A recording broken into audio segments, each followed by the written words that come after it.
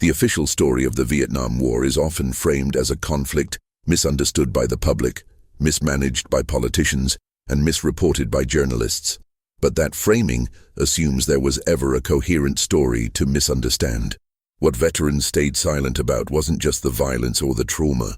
It was the realization that the war they were fighting had no stable definition, no measurable objective, and no mechanism to determine whether any given day moved closer to or further from victory.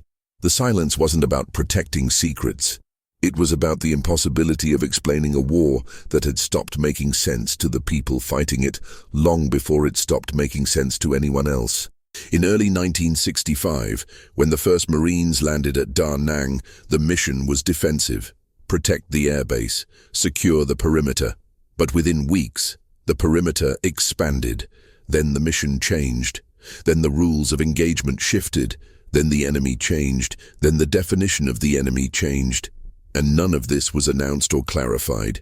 It simply happened. Orders would arrive that contradicted last week's orders, and no explanation was provided. A village that was neutral in March would be hostile in April, not because anything had changed on the ground, but because someone at a headquarters 50 miles away had reclassified it on a map. One of the first things veterans mention, when they do talk, is the body count. Not the act of counting bodies, but the pressure to produce a number that satisfied distant commanders who had never seen the area being reported on. If a unit engaged in a firefight and called in artillery, the estimate of enemy dead would be required before the smoke cleared. If a patrol found blood trails but no bodies, they were told to estimate. If a village was shelled and then searched, the dead civilians would sometimes be recorded as enemy combatants because the paperwork required a calculation of success, and success was measured in killed enemies, not in accuracy. There was a term for this: confirmation bias, laundered through bureaucracy. The higher command needed favorable statistics to justify continued operations and continued funding. Field units needed favorable statistics to avoid being accused of incompetence or cowardice. So the numbers were adjusted, not always deliberately falsified, but shaped, rounded up, interpreted charitably. A squad that reported 5 enemies killed might be credited with 8 at the battalion level, 12 at division, and 15 by the time it reached Saigon. And no one individual made the decision to lie. The lie was structural. By 1967, some units began to notice that the enemy body counts being reported bore no relationship to the number of weapons recovered.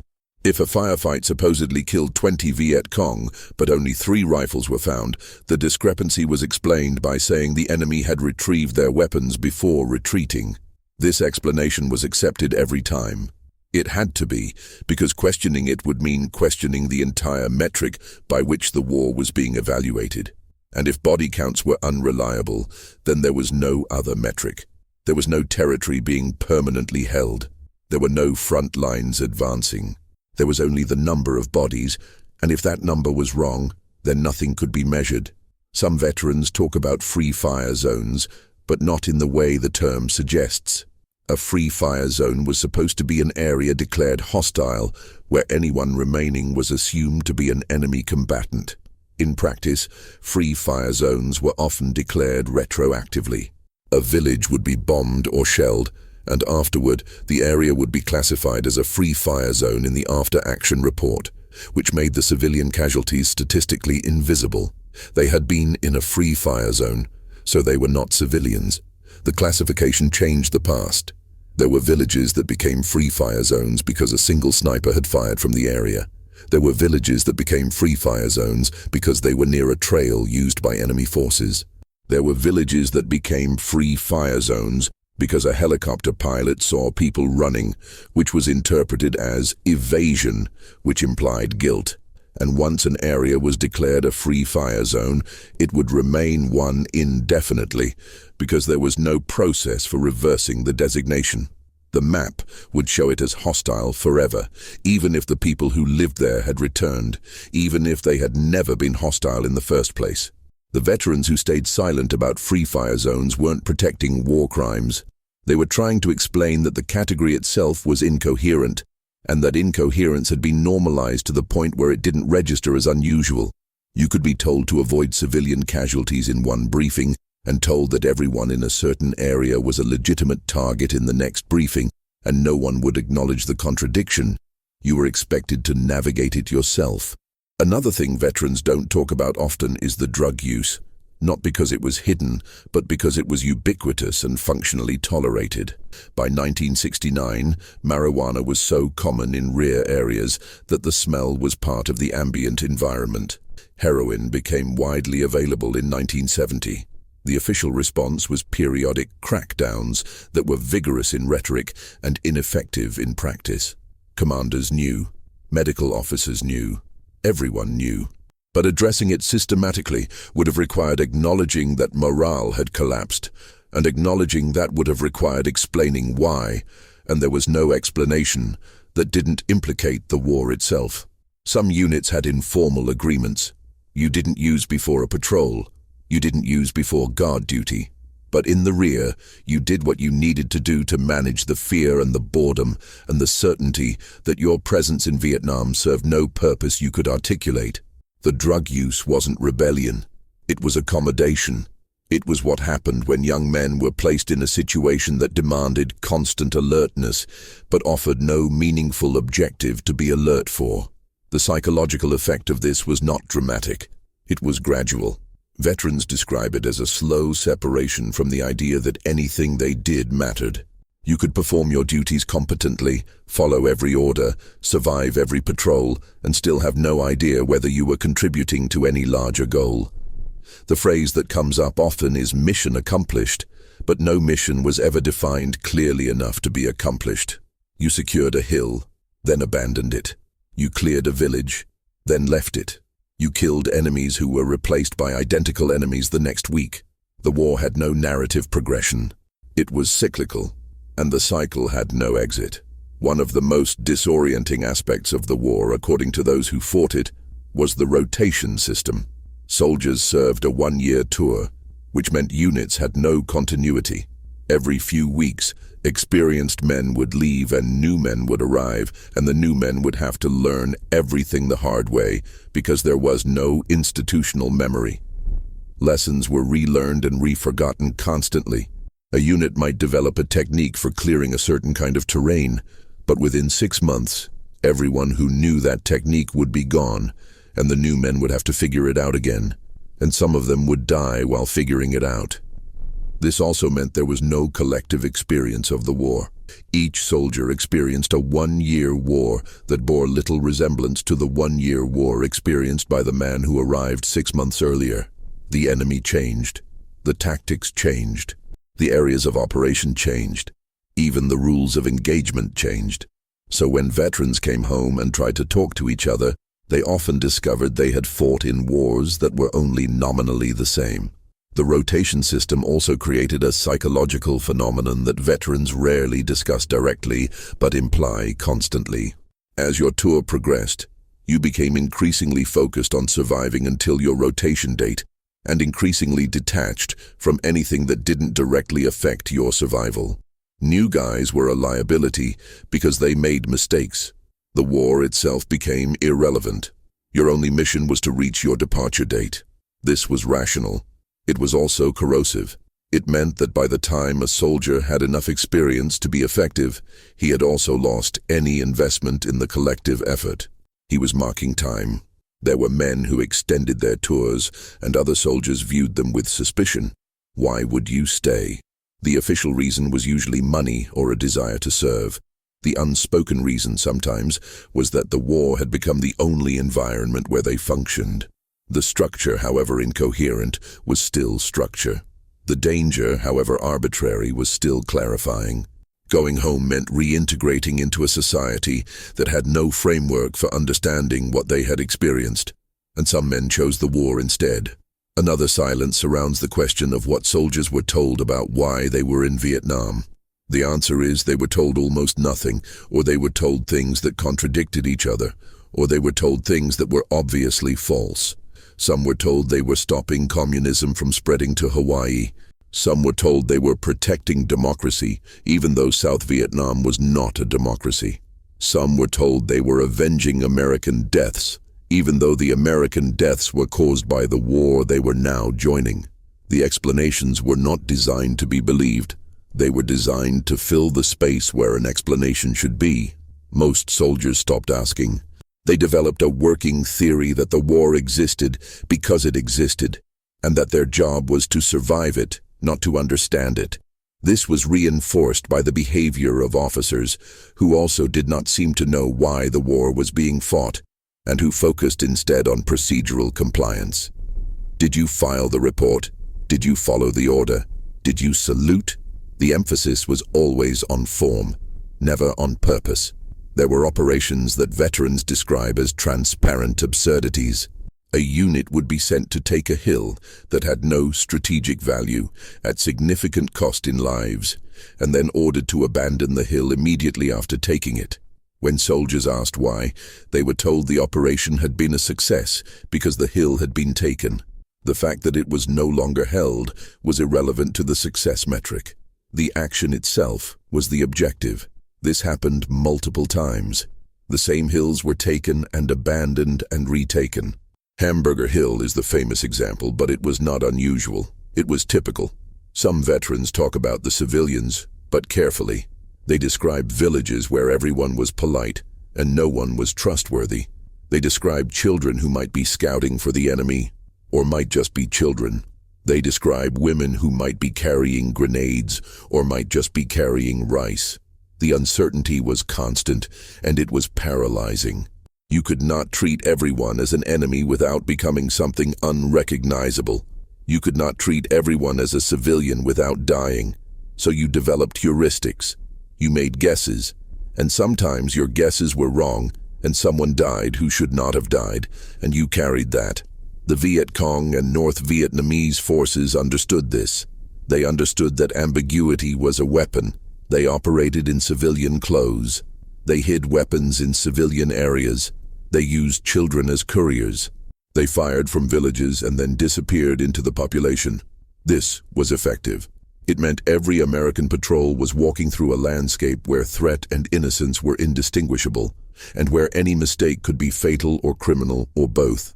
What veterans often don't say explicitly is that this ambiguity was not an accident of guerrilla warfare. It was cultivated by both sides. The American command accepted civilian casualties as inevitable and filed them under unavoidable collateral damage. The Vietnamese forces accepted civilian casualties as useful because they intensified American moral confusion and degraded American legitimacy.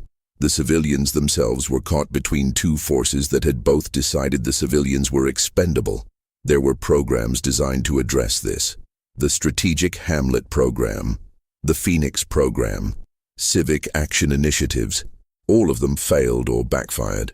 The Strategic Hamlet Program forcibly relocated villages into fortified compounds, which turned neutral villages into hostile ones.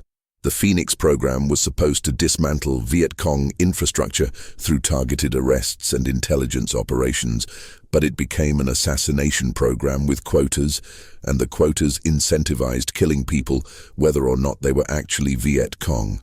Civic action programs built schools and clinics that were then destroyed by the Viet Cong, proving to the villagers that cooperation with Americans was dangerous. Some veterans describe participating in Phoenix Program operations without being told it was the Phoenix Program. They were given a list of names and told to capture or kill the people on the list. The names were provided by South Vietnamese intelligence, which was compromised by the Viet Cong, which meant some of the names were enemy agents and some were personal rivals of whoever provided the list. There was no way to know which was which, so the operations continued, and people on the list were captured or killed, and the program was declared a success based on the number of people captured or killed, regardless of whether they had been Viet Cong. The silence around Phoenix is not about secrecy. Declassified documents describe the program in detail. The silence is about the experience of participating in something that you gradually realized was not what it claimed to be, and having no mechanism to stop participating. You could refuse an order and face court-martial. You could follow the order and carry the knowledge that you might have just killed someone based on false information provided by a corrupt intelligence network. Most chose the latter. It was the path of least resistance. By 1970, the American strategy had shifted to Vietnamization, which meant training South Vietnamese forces to take over the fighting while American forces withdrew. In theory. In practice, it meant American units continued fighting while also training South Vietnamese units who were often poorly motivated, poorly led, and sometimes actively collaborating with the enemy. The South Vietnamese army had units that were effective and units that were completely hollow. The hollow units existed on paper. They drew salaries. They reported for duty. But they did not fight. Their officers were political appointees. Their soldiers were conscripts who deserted at the first opportunity. American advisors assigned to these units describe a unique kind of frustration. They were responsible for the performance of a unit that had no intention of performing. They filed reports praising progress that did not exist because filing accurate reports would have been interpreted as failure on their part.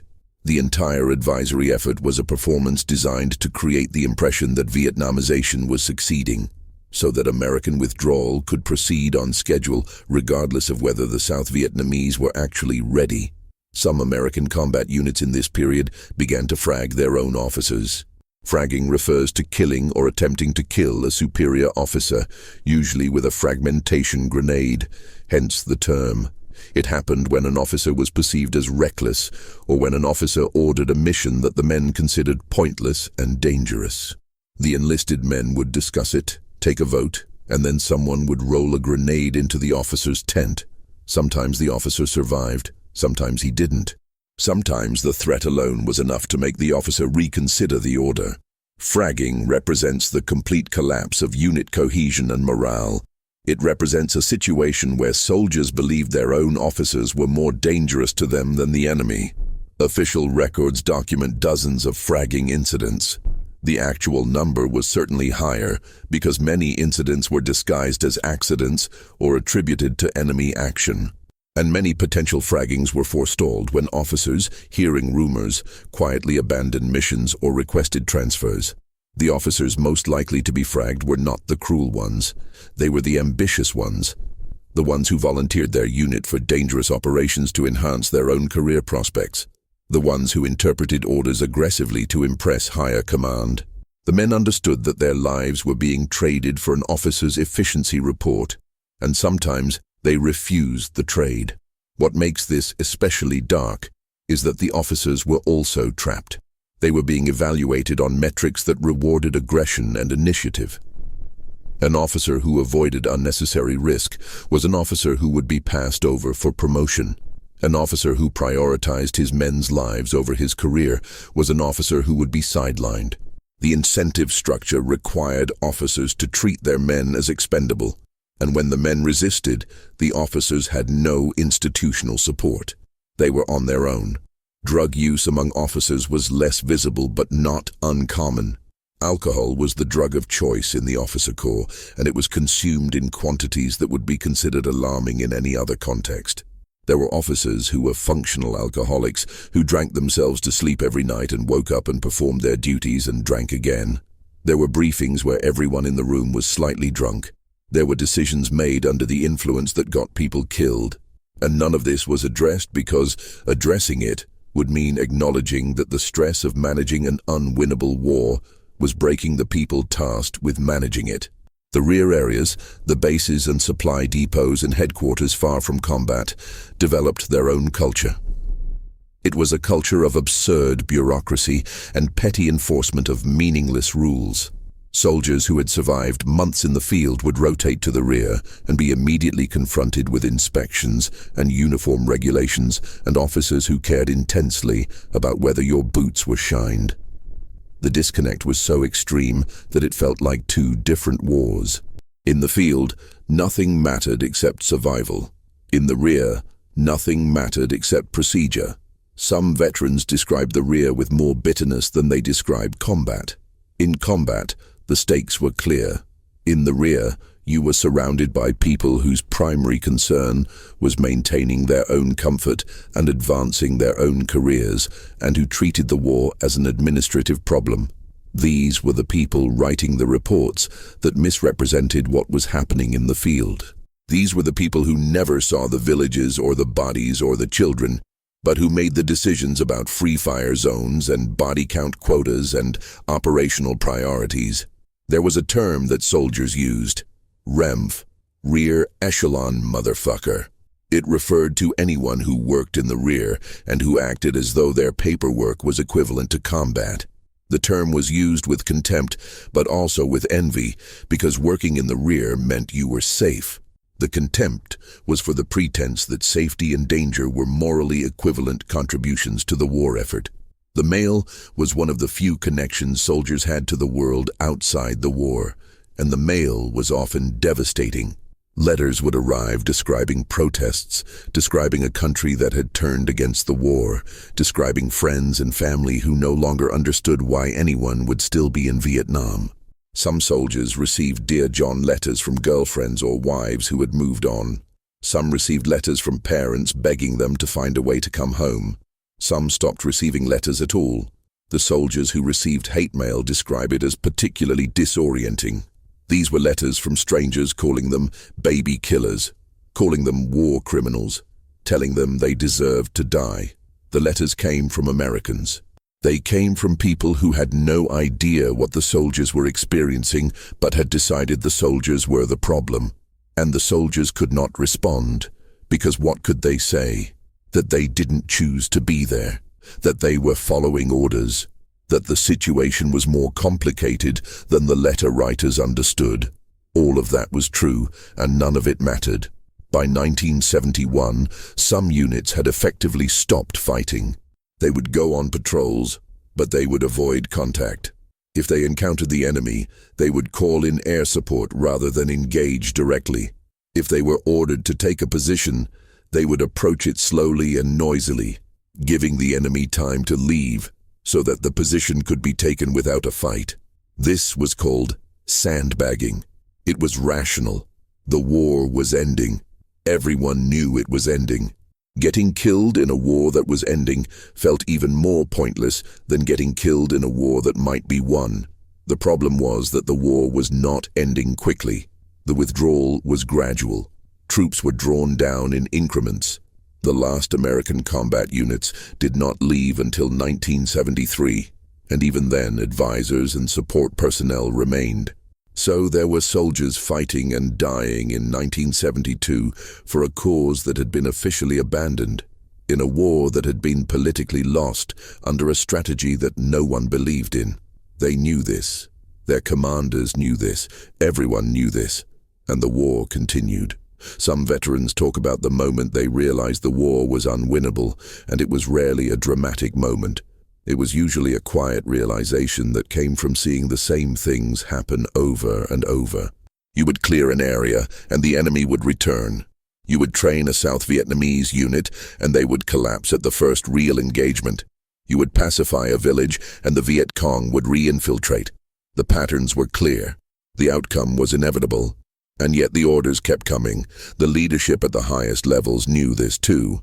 The Pentagon Papers, leaked in 1971, revealed that officials had understood since at least 1965 that the war was unlikely to be won, but had continued it anyway. The reasons varied.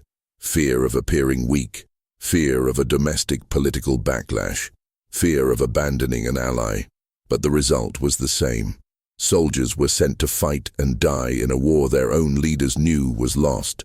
When the Pentagon Papers were published, some soldiers felt vindicated. They had suspected the truth all along, but most felt something else. Betrayal. Not because they had been lied to, but because the lie had been maintained even after it stopped serving any purpose. They had been sacrificed not for victory, not for honor, not even for a genuine mistake, but for the preservation of political credibility. Their lives had been the cost of avoiding embarrassment. The North Vietnamese and Viet Cong were not fighting a war of attrition in the way the Americans understood it. They were fighting a political war. They understood that they did not need to defeat the American military. They only needed to outlast American political will. Every American death increased domestic opposition to the war. Every atrocity, real or alleged, increased international condemnation. Every year the war continued without a clear victory increased the pressure to withdraw. The North Vietnamese were patient. They could afford to be. They were fighting for their country. The Americans were fighting for a concept. This created an asymmetry that American soldiers could feel but could not articulate. The enemy was willing to accept enormous casualties because they believed the war was existential. American soldiers were being asked to accept casualties for a war their own country was ambivalent about. The enemy had a motivation that made sense to them. American soldiers had orders. There were soldiers who believed in the mission, even late in the war. They believed they were preventing communist expansion, protecting freedom, honoring the dead who had already fallen. But belief required effort. It required ignoring evidence. It required trusting that the leadership had a plan, even when the leadership clearly did not. And for many soldiers, that effort became unsustainable. The cognitive dissonance was too great. You could believe you were doing something meaningful, or you could look at what was actually happening. You could not do both. Some veterans describe a specific kind of moral injury, not guilt over actions taken, but a deep sense of having been used. They had trusted the government, they had trusted the military, they had trusted the idea that their service meant something. And then they realized that the trust had been misplaced, that they had been instruments of a policy that was cynical and self-serving, and that realization could not be undone. The injury was not to the conscience. It was to the sense of meaning itself. The silence veterans maintain about this is not protective. It is pragmatic. How do you explain to someone who has never been in that position that you were complicit in something you did not choose and could not stop? How do you explain that you followed orders you knew were wrong because refusing them would have destroyed your life? How do you explain that you survived by becoming someone you no longer recognize? Most veterans don't try, they just stop talking about it. The homecoming for Vietnam veterans was famously hostile, but the hostility was not universal. Most veterans came home to indifference. The country had moved on, the war was still happening, but it was no longer front-page news. Protesters were focused on ending the war, not on welcoming home the people who had fought it. Supporters of the war were increasingly rare and quiet. So veterans came home to a country that did not want to talk about the war and did not know what to do with the people who had fought it. The VA system was overwhelmed and underfunded. Veterans seeking help for physical injuries faced long waits. Veterans seeking help for psychological injuries faced skepticism. PTSD was not yet recognized as a diagnosis. If you could not sleep, if you had nightmares, if you could not hold a job, if you drank too much, that was your problem. You were expected to readjust. The fact that you had been placed in an impossible situation and had adapted to it in ways that made normal life impossible was not considered relevant. Some veterans did readjust. They found work, started families, built lives. They did not talk about the war. When asked, they would say they served and leave it at that. They compartmentalized. They moved forward. But the compartments were not sealed. The war would surface in unexpected moments. A helicopter overhead, a loud noise, a news report, the smell of diesel or burnt plastic. And for a moment, they would be back in Vietnam, and then they would suppress it and continue. Others did not readjust. They self-medicated with alcohol or drugs. They isolated themselves. They moved from job to job, relationship to relationship, unable to connect. They became homeless. They committed suicide. The statistics on veteran suicides are difficult to compile because many suicides were not officially recorded as such and because the connection to military service was not always documented. But anecdotal evidence suggests the number was high. The soldiers who stayed in the military after Vietnam often had the easiest transition, not because the military understood what they had been through, but because the military was a familiar structure. They knew how to operate within it. They knew the rules. Even if the rules were arbitrary, they were at least consistent. Civilian life, by contrast, had no structure. You were expected to figure it out yourself. You were expected to want things, to have goals, to care about a future. And some veterans no longer had that capacity. There were also veterans who became activists, who joined the anti-war movement, who testified about what they had seen. They were often dismissed as traitors or self-promoters. Some of what they said was exaggerated. Some was accurate. All of it made people uncomfortable because it implicated not just the government or the military, but the country itself. If the war was wrong, and if it had been conducted in the ways these veterans described, then everyone who had supported it or ignored it or benefited from it bore some responsibility. That was not a conclusion most people wanted to reach. The North Vietnamese understood the power of veteran testimony. They invited American anti-war veterans to Hanoi. They filmed them. They used the footage in propaganda.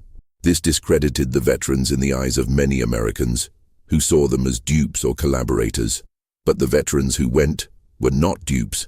They were angry.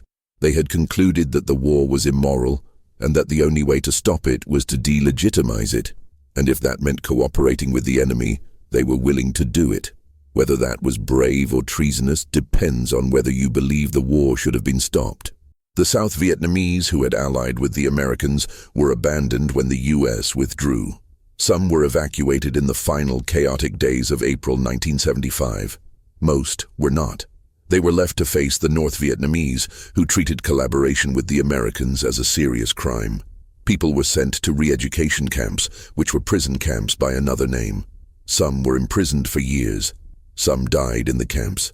Some were executed outright. The Americans who had worked with these people, who had promised them support, who had relied on their cooperation, knew this would happen, and they left anyway. There were South Vietnamese soldiers who had fought alongside Americans for years, who had trusted American promises of support, who believed that the alliance meant something. When Saigon fell, they realized it had not. The Americans left. The South Vietnamese were on their own. Some of them managed to escape. Many did not. The ones who escaped carried the knowledge that their trust had been a mistake. The ones who did not escape carried it until they could not carry it anymore. American veterans who had worked closely with South Vietnamese allies describe a specific kind of shame. Not shame over their own actions, but shame over the betrayal. They had told their South Vietnamese counterparts that America would not abandon them. They had believed it themselves. And then America did abandon them. And the veterans were left with the knowledge that their assurances had been lies, even though they had not known they were lying at the time. The war officially ended on April 30th, 1975, when North Vietnamese forces entered Saigon. The last Americans were evacuated by helicopter from the roof of the embassy. The images are iconic. They are also misleading. The war did not end suddenly. It had been ending for years. The final collapse was just the final collapse. The outcome had been determined long before. For the soldiers who had rotated home in 1972 or 73 or 74, the fall of Saigon was confirmation. Everything they had done had been for nothing. Every friend who had died for nothing. The country they had been told they were defending no longer existed. The government they had been told they were supporting had dissolved. The enemy they had been told they were stopping had won, and none of it had been necessary. The war could have ended in 1968 or 1970 or 1972, and the outcome would have been the same. Some veterans felt relief. The war was over. No one else would have to go. No one else would have to die for a mistake that everyone already knew was a mistake. But relief was not the dominant emotion. The dominant emotion was a kind of hollow vindication. They had suspected all along that the war made no sense. Now everyone knew. The United States did not formally acknowledge responsibility for the war or apologize for it. There were congressional hearings. There were investigations. There were memoirs and documentaries and retrospectives. But there was no official reckoning. The war was treated as a tragedy, which implied no one was responsible, or as a failure, which implied everyone had tried their best. Neither was true. The war had been a choice, made repeatedly by people who knew what they were choosing. The Vietnam Veterans Memorial was dedicated in 1982. It lists the names of every American who died in the war. It is a powerful monument. It is also a deflection. It honors the dead without addressing why they died. It invites grief without inviting accountability. Visitors can stand before the wall and feel the weight of loss without ever confronting the question of whether the loss was justified. Veterans visit the wall and find the names of friends. They touch the names, they leave objects, they cry, and then they leave. The war is still inside them. The wall does not change that. It acknowledges that something happened. It does not explain what it meant.